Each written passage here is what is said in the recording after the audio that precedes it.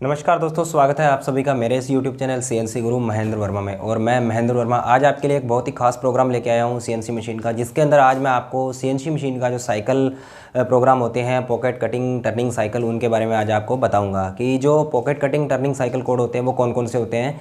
तो दोस्तों आज का जो प्रोग्राम है बहुत ही इंपॉर्टेंट है आपके लिए कि हम लोग जो है वो स्टेप टर्निंग का प्रोग्राम आज मैं आपको बताऊँगा कि स्टेप टर्निंग का जो प्रोग्राम है वो हम लोग किस प्रकार से बनाएंगे पॉकेट कटिंग टर्निंग साइकिल के अंदर। तो टर्निंग साइकिल का जो कोड सिस्टम है उसको समझने के लिए आपको एक बार मेरी जो वीडियो है जी कोड स्टैंडर्ड सिस्टम, उसकी वीडियो को देखना पड़ेगा, क्योंकि उसके अंदर मैंने आपको दो कोड बताए हैं कि पॉकेट कटिंग टर्निंग साइकिल के, और वो दोनों जो कोड है वो बिल्कुल सेम कार्य करते हैं दोस्तों। तो आइए हम लोग सबसे पहले समझते हैं pocket cutting turning cycle program के बारे में। तो दोस्तों जैसा कि आज मैं आपको बताना चाहता हूँ कि ये एक ड्राइंग है, ये हमारा रॉ मटेरियल है। तो इसको आज हम लोग स्टेप टर्निंग बनाएंगे इसके अंदर।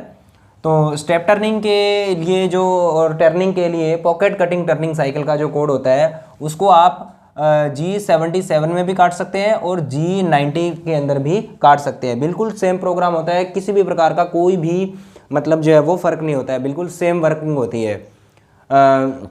मैं आपको यहाँ पे बताना चाहता हूँ कि इस ड्राइंग के बारे में। सबसे पहले हमारे पास में इस प्रकार का एक रॉ मटेरियल है, सिलेंड्रिकल जॉब है जिसका डाया 50 mm का है और उसकी जो लेंथ है वो 80 mm की है।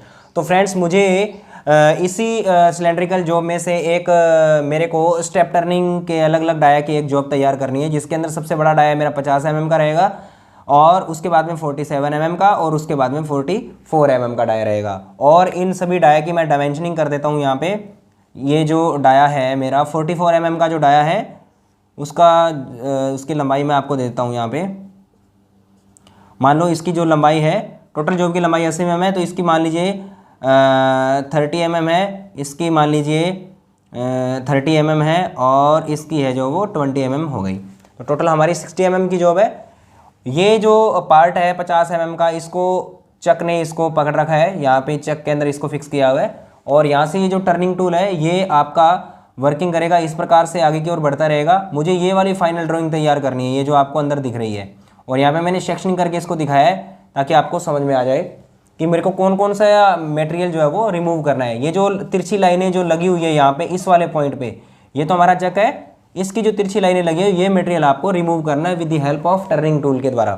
तो एक्सिस तो आपको पता ही है कि ऊपर जो है हमारा एक्सिस है, ये मैंने यहाँ पे एक्सिस बताने की कोशिश की है। यहाँ पे हमारा ऊपर एक्स प्लस एक्सिस है, नीचे जो है वो माइनस एक्सिस है, माइनस एक्स एक्सिस है, और यहाँ पे माइनस जेड है और इधर हमारा जेड प्लस में है।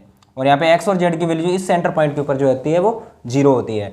तो हम ये स्टेप टर्निंग का प्रोग्राम जो है वो पॉकेट कटिंग टर्निंग साइकिल जो कोड होते हैं उसके अंदर किस प्रकार से बनाएंगे। तो सेम प्रोग्राम बनेगा G77 में और G90 में। बस आपका मशीन जो होता है वो आपको पता लगाना पड़ेगा कि आपकी मशीन कौन से कोड में वर्क कर रही है। अगर आपका GSA सिस्टम चल रहा है तो मशीन आपकी G77 में वर्क करेगी, और अगर आपका GSB सिस्टम चल रहा है तो मशीन आपकी G90 के अंदर पॉकेट कटिंग टर्निंग साइकिल का जो कोड है वो काटेगी। तो दोस्तों आज का वीडियो बहुत ही इंपॉर्टेंट है, वीडियो को शेयर करते रहिए। और ये ऐसे साथी जिन्होंने बेल आइकन नहीं दबाया तो वो बेल आइकन जरूर दबाइएगा और वीडियो को अंत तक देखिएगा दोस्तों। तो शुरुआत करते हैं प्रोग्राम की कि इस प्रकार का जो टर्निंग साइकिल है वो हम लोग किस प्रकार से बना सकते हैं। तो सबसे पहले मैं अब आपको बताना चाहता हूँ कि शुरुआत करूँगा प्रोग्राम की O4401। मैंने एक प्रोग्राम नंबर डाला है 4401, अपनी मर्जी से आप भी ले सकते हो। उसके बाद मैं कोड लगाऊंगा यहाँ पे N1, पहले टूल के लिए N1 कोड लगाया, सिंपली सीक्वेंस नंबर लगाया यहाँ पे मैंने। उसके बाद में सीक्वेंस नंबर और उसके बाद में G28U0.0, ये U है, U0.0 और W0.0, ये होम पोजीशन का कोड लगाना है। उसके बाद में आपको कोड कौन सा लगाना है, आपको टूल सेलेक्ट करना है। टरेट में से आपको क्या करना है, हमारा मान लो ये टरेट है, इस प्रोग्राम को काटने के लिए, इस जॉब को काटने के लिए कौन सा टूल इस्तेमाल करेंगे। मान लो ये टूल हमने लेना है, तो एक नंबर टूल मैंने यहाँ पे 1 2 3 4 5 6 7 8 9 10 मतलब काफ़ी सारे टूल्स जो है हमारे टरेट में लगे होते हैं। तो सिलेक्शन मैंने करना है एक नंबर टूल से, मेरे को टर्निंग करवानी है। तो T0101 मैंने सेलेक्ट कर लिया। तो इस T01 का मतलब है आपका टूल नंबर 1 एंड 01 लास्ट वाले का मतलब है आपका ऑफसेट नंबर की। इस टूल की जो सेटिंग है वो मैंने एक नंबर ऑफसेट में रखी है। तो फ्रेंड्स आगे शुरुआत करते हैं। मैं यहाँ पे कोड ले लेता हूँ G97। तो 97 में मैंने आरपीएम सेलेक्ट करने हैं, G97 स्पिंडल स्पीड मैंने यहाँ पे 1500 आरपीएम रखा है पर मिनट, और यहाँ पे M03 स्पिंडल रोटेशन मैंने यहाँ पे क्लॉकवाइज में लिया है।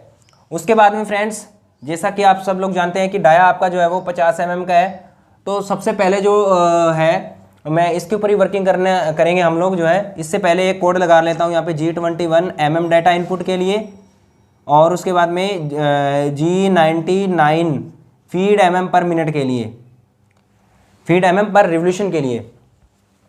उसके बाद में यहाँ पर मैं यहाँ पे कोड लगा देता हूँ G0x की वैल्यू, क्योंकि टूल हमारा पीछे होम पोजीशन पे है तो उसको जॉब के नज़दीक लाना पड़ेगा, तो रैपिड मूवमेंट करवानी पड़ेगी, तो वो हम G0 कोड में करवाएंगे।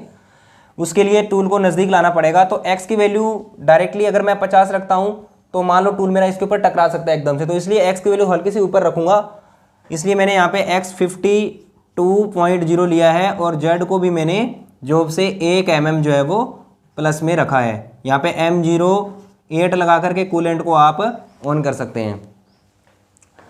इसके बाद में आपको सिंपली कौन सा कोड यूज़ करना है, दोनों में से एक कोड यूज़ कर सकते हैं, और वो कोड यूज़ करने से पहले आपको पता होना चाहिए कि आपकी मशीन जो है वो कौन से कोड में काम कर रही है। GSA में काम कर रही है, GSC में काम कर रही है, या GSB में काम कर रही है। तो आज मैं आपको दोनों कोड का मतलब सेम है। मैं पहले G90 बता देता हूँ, और G90 के में अगर आपकी मशीन काम नहीं कर रही है तो G90 को हटा दीजिए, चुपचाप जो है वो G77 लगा दीजिए, मशीन आपकी वर्किंग करेगी। तो यहाँ पे मैं G90 लिया मैंने। G90 इसका मतलब होता है टर्निंग साइकिल पॉकेट कटिंग के अंदर G90। x की वैल्यू सबसे पहले देखिए हमें जो है वो इसका टूल का जो वर्किंग है वो समझना पड़ेगा। यहाँ पर मैंने क्या किया है कि टूल को फिक्स कर दिया है x की 52 वैल्यू मैंने ली है, ये मैंने वैल्यू फिक्स कर दी है। अब आपका यहाँ से कट लेगा, टूल कट लेगा, डेप्थ ऑफ कट लेके वर्किंग करते हुए आगे जाएगा, और ऑटोमेटिकली कितने पे उठेगा, 52 पे उठेगा, और ऑटोमेटिकली जॉब से जो है वो 1 mm दूर हो जाएगा। फिर कट लेगा, कट पूरा करने के बाद में 52 पे, मतलब हर कट के अंदर मैंने इसकी वैल्यू फिक्स कर दी है, तो ये 52 पे उठेगा कट लेने के बाद में, और जॉब से 1 mm जो दूर है वो ऑटोमेटिकली हो जाएगा कट लेने के बाद में। हर कट में ये ऐसा करेगा।